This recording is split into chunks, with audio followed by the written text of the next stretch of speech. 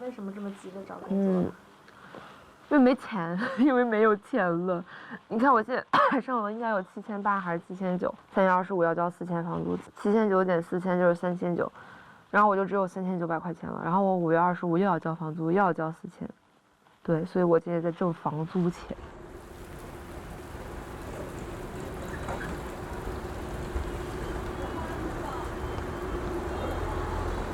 找到那份工作是做一个戏剧的导演助理，然后我就非常想要这个工作机会，现在在等他消息，看他同意还是不同意。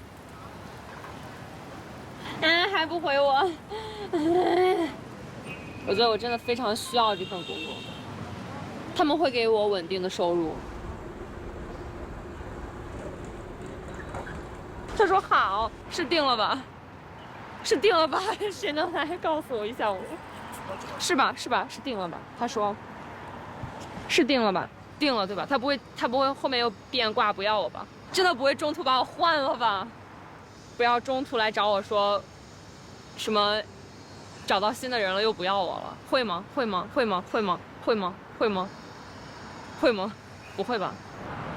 他不会换我对吧？但我开心的同时，我真的会有点担心把我换了。